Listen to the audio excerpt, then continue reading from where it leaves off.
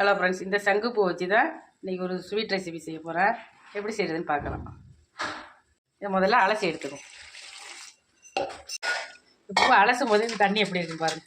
இதோட கலர் பாத்திரத்தில் தண்ணியை சேர்த்து அதில் வச்சு கொதிக்க வச்சுக்கோங்க. முதல்ல சங்கு போல் நல்லா வேக வச்சு போல் எடுத்துக்கிட்டால் நல்லா வடிகட்டி எடுத்துடணும். இப்போ அந்த பூவோட கலரே சுத்தமாக மாறிடுச்சு.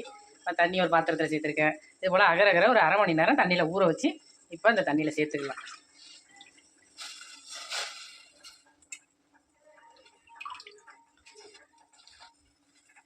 அகரகரை சேர்த்துட்டு ஒரு 3/4 கப் அளவு சுகரை சேர்த்துக்கிறேன். இந்த கப்பில் தான் எடுத்திருக்கேன். ஒரு 3/4 கப்பு சுகர் சேர்த்துக்கலாம். நல்லா இது போல் கொதிக்க விட்டுரும். இது நல்லாவே ரெடி ஆயிடுச்சு. இப்போ இதை ஒரு பாத்திரத்தில் வடிகட்டி தான் எடுக்கணும். ஒரு பிளேட்டை எடுத்துகிட்டு அந்த பிளேட்டில் இதை ஊற்றிடுவோம். நல்லா ஆற வச்சு இந்த பீஸ் போட்டு எடுத்துக்கணும். ஒரு 1/2 மணி நேரம் அப்படியே ஆறணும். நல்லா செட்டான பிறகு இது போல் நல்லா சின்ன சின்ன பீஸாக அழகாக போட்டு எடுத்துக்கலாம். ரொம்ப ஹெல்த்தியானதும் கூட. சங்குப்பூ கிடச்சா நீங்களும் உங்கள் வீட்டில் இது போல் ட்ரை பண்ணி பாருங்கள். சூப்பராக இருக்கும், சாப்பிட்றதுக்கு நல்லா டேஸ்ட்டாக இருக்கும். நெக்ஸ்ட் வீடியோவில் பார்க்கலாம். பாய்.